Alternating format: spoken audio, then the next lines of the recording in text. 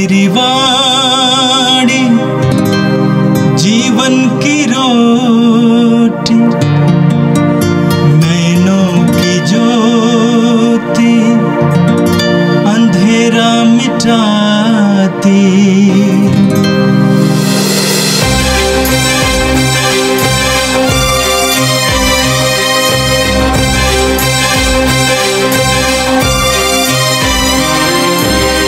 प्रभु तेरी वाणी जीवन की रोटी, नैनों की ज्योति अंधेरा मिटाती।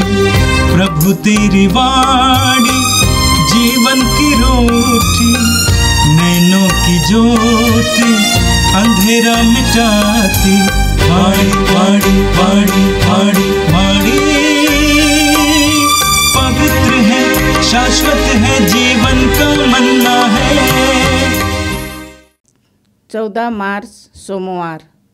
पहला पाठ नबी दानियल का ग्रंथ, अध्याय 9, पद संख्या 4 से 10। हे प्रभु, महान एवं भीषण ईश्वर, तू अपना विधान बनाए रखता है। तू उन लोगों पर दया दृष्टि करता है जो तुझे प्यार करते और तेरी आज्ञाओं का पालन करते हैं। हम लोगों ने पाप किया है, हमने अधर्म और बुराई की है, हमने तेरे विरुद्ध विद्रोह किया है। हमने तेरी आज्ञाओं तथा नियमों का मार्ग त्याग दिया है। नबी तेरे सेवक हमारे राजाओं, नेताओं, पुरखों और समस्त देश के लोगों को उपदेश देते थे। हमने उनकी शिक्षा पर ध्यान नहीं दिया है। हे प्रभु, तू न्यायी है और यहूदिया के लोग, यरूशलेम के निवासी, समस्त इस्राएली, चाहे वे निकट रहते हों चाहे उन देशों में जहाँ तूने उन्हें विश्वासघात के कारण बिखेर दिया है। हम सब के सब कलंकित हैं। हे प्रभु, हम सब कलंकित हैं। हमारे राजा, हमारे शासक और हमारे पुरखे, क्योंकि हमने तेरे विरुद्ध पाप किया है।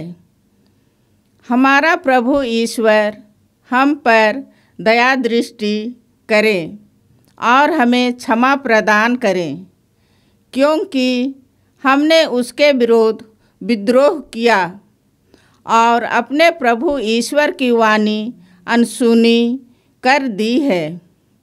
उसने अपने सेवकों, अपने नबियों द्वारा जो नियम हमारे सामने रखे थे, हमने उनका पालन नहीं किया। यह प्रभु की वाणी है। संत लूकस के अनुसार पवित्र सुसमाचार, अध्याय 6 वाक्य 36 से 38 तक। यीशु ने अपने शिष्यों से कहा, अपने स्वर्गिक पिता जैसे दयालु बनो, दोष न लगाओ और तुम पर भी दोष नहीं लगाया जाएगा। किसी के विरुद्ध निर्णय न दो और तुम्हारे विरुद्ध भी निर्णय नहीं दिया जाएगा। क्षमा करो और तुम्हें भी क्षमा मिल जाएगी। दो और तुम्हें भी दिया जाएगा। दबा दबा कर, हिला हिला कर, भरी हुई, ऊपर उठी हुई, पूरी की पूरी नाप तुम्हारी गोद में डाली जाएगी। क्योंकि जिस नाप से तुम नापते हो, उसी से तुम्हारे लिए भी नापा जाएगा। यह प्रभु का दिव्य सुसमाचार है। ख्रिस्त प्रभु की जय। मेरे प्रिय भाई और बहनों, हम 40 काल में हैं और ये काल हमारे लिए पश्चाताप करने का समय है, मेल मिलाप करने का समय है। आज का पहला पाठ दानियल के ग्रंथ से लिया गया था। दानियल परदेश में बाबुल में निर्वासन में था। एक दिन उसने नबी यिर्मयाह का ग्रंथ पढ़ा और वहाँ पर उसको पढ़ने को मिला कि इस्राएल का पतन हो रहा है और यरूशलेम का विनाश होने वाला है। हर यहूदी के अंदर यरूशलेम के प्रति बहुत प्यार था, श्रद्धा थी। यरूशलेम में मंदिर था और मंदिर उनके लिए आस्था का कारण था। जब दानियल ने यह पढ़ा, उसके दिल में बहुत पीड़ा हुई और वो कठोर तपस्या करके प्रार्थना करने लगा। दानियल ने कहा कि यह इसलिए हो रहा है क्योंकि हमने पाप किया, अपराध किया है। हमारे पूर्वजों ने पाप किया, अपराध किया, क्योंकि हमारा ईश्वर न्यायी ईश्वर है, करुणामय ईश्वर है, हमारे साथ ऐसा कभी होने नहीं देता। लेकिन हमने पाप किया, हमने अपराध किया। दानियल ने कहा, हम लोगों ने पाप किया है, हमने अधर्म और बुराई की है, हमने तेरे विरुद्ध विद्रोह किया है, हमने तेरी आज्ञाओं तथा नियमों का मार्ग त्याग दिया है। नबी, तेरे सेवक, हमारे राजाओं, नेताओं, पुरखों और समस्त देश के लोगों को उपदेश देते थे, हमने उनकी शिक्षा पर ध्यान नहीं दिया है। आगे वो कहता है कि हमने ईश्वर के विरुद्ध विद्रोह किया और अपने प्रभु ईश्वर की वाणी अनसुनी कर दी है। उसने अपने सेवकों, अपने नबियों द्वारा जो नियम हमारे सामने रखे थे, हमने उनका पालन नहीं किया। इसीलिए वो कहता है, हे प्रभु, हम पर दया कर, हमारे पापों को क्षमा कर। दानियल ने कहा, हमने पाप किया, इसलिए हमें इस विनाश को देखना पड़ रहा है। हमें प्रकाशना ग्रंथ के अध्याय 3 उसके वाक्य 19 में पढ़ने को मिलता है। प्रभु कहते हैं, जिसको मैं प्यार करता हूं उसे मैं डांटता और दंड भी देता हूं। इसलिए उत्साही बनो और पश्चाताप करो। पश्चाताप करो। विपत्ति, विनाश, विफलताएं हमारे लिए पश्चाताप करने का अवसर है, मौका है। दानियल ने वही किया। हम पढ़ेंगे इस्यास नबी के ग्रंथ के अध्याय 30 उसके वाक्य 15 में वचन में लिखा हुआ है, पश्चाताप और स्वीकृति में तुम्हारा कल्याण है। पश्चाताप और स्वीकृति में तुम्हारा कल्याण है। जब हम पश्चाताप करने लगते हैं, अपने पापों को स्वीकार करने लगते हैं, प्रभु की कृपा हम पर बरसने लगती है। पश्चाताप और स्वीकृति में तुम्हारा कल्याण है। प्रवक्ता ग्रंथ के अध्याय 20 उसके वाक्य 4 में लिखा हुआ है, जो अपने अपराध को स्वीकार करता है उसे कोई हानि नहीं होगी। जो अपने अपराध को स्वीकार करता है उसे कोई हानि नहीं होगी।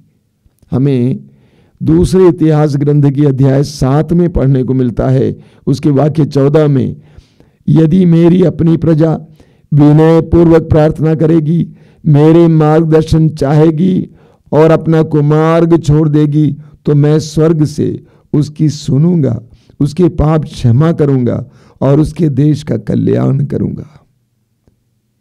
पश्चाताप के द्वारा हमें प्रभु से पाप क्षमा मिलती है और हमारा कल्याण भी होता है। दानियल ने अपनी जनता के लिए पश्चाताप किया, अपने पापों के लिए पश्चाताप किया। हम पढ़ेंगे यूहन्ना का पहला पत्र अध्याय 1 वाक्य 9 में लिखा हुआ है, यदि हम अपने पाप को स्वीकार करते हैं तो ईश्वर हमें क्षमा करेगा और हमें अधर्म से बचाएगा। पश्चाताप फिर एक बार जीवन प्राप्त करने का माध्यम है। मेरे प्रिय भाई और बहनों, ये 40 साल हमारे लिए पश्चाताप करने का समय है। हमारे जीवन में बहुत सारी विपत्तियाँ आती हैं, परेशानियाँ आती हैं, दुख आते हैं। उन सारे क्षणों में हमें याद करना है, ये पश्चाताप करने का समय है। हम अपने पापों को स्वीकार करें और पश्चाताप करना सीखें। और आज के सुसमाचार में प्रभु यीशु हमें क्षमा दान के बारे में बताते हैं। हम सभी के अंदर एक कमजोरी है और वो यह है कि हमें दूसरों की कमियां दिखाई देती हैं। अपनी कमियां कम दिखाई देती हैं, दूसरों की कमियां ज़्यादा दिखाई देती हैं। इतना ही नहीं, हम उसको उजागर करने की कोशिश करते हैं। हम दूसरों के सामने इस बात को रखते हैं, उन कमियों के बारे में आपस में चर्चा करते हैं, यहां तक कि हम फैलाते भी हैं। ऐसी परिस्थिति में प्रभु यीशु हमें आज शिक्षा देते हैं, अपने स्वर्गिक पिता जैसे दयालु बनो। अपने स्वर्गिक पिता जैसे दयालु बनो। दयालुता ईश्वर की पहचान है, ईश्वर की प्रजा की पहचान है, एक विश्वासी की पहचान है। दयालु बनो। प्रभु कहते हैं, आगे प्रभु कहते हैं, दोष ना लगाओ और तुम पर भी दोष नहीं लगाया जाएगा। प्रभु की शिक्षाएं बिल्कुल सीधी हैं। प्रभु कहते हैं दोष ना लगाओ और तुम पर भी दोष नहीं लगाया जाएगा। अर्थात अगर हम दूसरों पर दोष लगाते हैं, हम पर भी दोष लगाया जाएगा। यूहन्ना के सुसमाचार के अध्याय 8 में हम पढ़ते हैं उस नारी के बारे में जो व्यभिचार में पकड़ी गई थी और यीशु के सामने यहूदी नेता उसको लेके आए और मूसा के नियम के अनुसार, संहिता के अनुसार ऐसी नारियों को पत्थरों से मार डाला जाना चाहिए। उन्होंने यीशु से पूछा बार बार, आप बताएं हम इस नारी को छोड़ दें, इस पर दया दिखाएं या इसको मार डालें। आप जानते हैं प्रभु यीशु ने उनसे कहा, तुम में से जो निष्पाप है वो पहला पत्थर मारे। तुम में से जो निष्पाप है वो पहला पत्थर मारे। एक एक करके सभी वहां से चले गए। यानी प्रभु यीशु ये बताना चाह रहे थे कि तुम सभी पापी हो, तब भी एक नारी के पाप को इतना ज्यादा उजागर करते हो, उसको दंड देने में लगे हो, दोष लगाने में लगे हो। प्रभु कहते हैं दोष ना लगाओ और तुम पर भी दोष नहीं लगाया जाएगा। किसी के विरुद्ध निर्णय ना दो और तुम्हारे विरुद्ध भी निर्णय नहीं दिया जाएगा। क्षमा करो और तुम्हें भी क्षमा मिल जाएगी। क्षमा करो और तुम्हें भी क्षमा मिल जाएगी। मत्ती के समाचार के अध्याय 6 वाक्य 14 और 15 में प्रभु कहते हैं, यदि तुम अपने भाइयों के अपराध क्षमा करोगे तो स्वर्गीय पिता भी तुम्हारे अपराध क्षमा करेगा। और अगर तुम दूसरों के अपराध क्षमा नहीं करोगे तो तुम्हारा स्वर्गीय पिता भी तुम्हारे अपराध क्षमा नहीं करेगा। इसी तरह मत्ती के सुसमाचार के अध्याय 18 उसके वाक्य 35 में प्रभु कहते हैं, यदि तुम दूसरों को हृदय से क्षमा नहीं करोगे तो तुम्हारा स्वर्गीय पिता भी तुम्हारे साथ कठोर व्यवहार करेगा। हम जिस नाप से दूसरों को देंगे उसी नाप से हमारे लिए नापा जाएगा। प्रभु कहते हैं क्षमा करो और तुम्हें भी क्षमा मिल जाएगी। हम जिस मात्रा में दूसरों को क्षमा करते हैं उसी मात्रा में हमें क्षमा मिलती है। प्रभु यीशु ने हमें एक सुंदर प्रार्थना सिखाई, हे हमारे पिता की प्रार्थना। उसमें प्रभु ने कहा इस तरह प्रार्थना करो, हे पिता हमारे अपराध क्षमा कर जैसे हम अपने अपराधियों को भी क्षमा करते हैं। जैसे जिस मात्रा में जिस तरह हम दूसरों के अपराध क्षमा करते हैं, हे पिता हमारे भी अपराध क्षमा करना। प्रभु कहते हैं क्षमा करो और तुम्हें भी क्षमा मिल जाएगी। आगे दो और तुम्हें भी दिया जाएगा, दो और तुम्हें भी दिया जाएगा। हम जितना देते हैं उतना हमें प्रभु से मिलता है। ये गणित है। हम जितना दूसरों को देते हैं उतना हमें प्रभु से मिलता है। आगे प्रभु समझाते हैं, बहुत ही गहरी और रोचक बात है। प्रभु कहते हैं दबा दबा कर, हिला हिला कर, भरी हुई ऊपर उठी हुई पूरी की पूरी नाप तुम्हारी गोद में डाली जाएगी। पुराने जमाने में तौलने के लिए किलो नहीं होता था, नाप होता था। अपने प्रियजनों को कुछ भी नाप कर देना चाहते हैं आप तो दबा दबा कर देते हैं, हिला हिला कर, जगह भर के, पूरा भर भर के देते हैं। तो प्रभु कहते हैं तुम दूसरों को दो और तुम्हारा ईश्वर तुम्हारे लिए उतना ही उदार बनेगा, उससे भी ज्यादा उदार बनेगा। वो क्या करेगा? दबा दबा कर, हिला हिला कर, भरी हुई ऊपर उठी हुई पूरी की पूरी नाप तुम्हारी गोद में डाली जाएगी।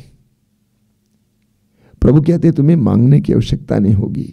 जब तुम दोगे तो तुम्हारा स्वर्गीय पिता बिना तुम्हारे मांगे ही तुम्हारे गोद में डाल देगा, तुम्हारे लिए प्रबंध करेगा। आगे प्रभु एक बहुत सुंदर बात कहते हैं, जिस नाप से तुम नापते हो उसी से तुम्हारे लिए भी नापा जाएगा। हम दूसरों के लिए जिस नाप से नापते हैं उसी नाप से ईश्वर हमें देगा। इस सत्य को हमें भूलना नहीं चाहिए। प्रभु हमारे हर कार्य को देखते हैं, हमारे मनोभाव को जानते हैं, हमारी बातों को सुनते हैं। इसलिए ईमानदारी से जो उदार बनता है दूसरों के प्रति, ईश्वर उसके प्रति भी उदार बनेगा। ये 40 काल हमारे लिए मेल मिलाप का समय है। ये 40 काल हमारे लिए क्षमादान का भी समय है। इन दिनों हम विशेष करके इस बात पर गौर करेंगे कि मेरा कितने लोगों के साथ रिश्ता टूटा हुआ है, मुझे कितने लोगों को क्षमा करने की आवश्यकता है। ढूंढ निकालिए। इस 40 काल में सबको क्षमा कीजिए, सबसे क्षमा प्राप्त कीजिए, अपने हृदय में शांति लाइए। आइए हम प्रार्थना करें। प्रभु यीशु, धन्यवाद देते हैं तेरे इन शिक्षाओं के लिए। अपने पवित्र वचनों के द्वारा तू हमें शुद्ध करता है, हमारे अंतःकरण को शुद्ध करता है। हमें से हर एक को इस 40 काल में दूसरों को क्षमा करने की कृपा दीजिए, सच्चे पश्चाताप की कृपा दीजिए। हे प्रभु यीशु, इन वचनों को सुनने वाले मेरे भाई बहनों को आशीर्वाद देना। आज का संपूर्ण दिन उनके लिए कृपा का दिन बने, तेरी आशीष उन्हें मिले। जो भी कार्य करे वहां पर तेरा हाथ दिखाई दे, तेरी उपस्थिति दिखाई दे। आमीन।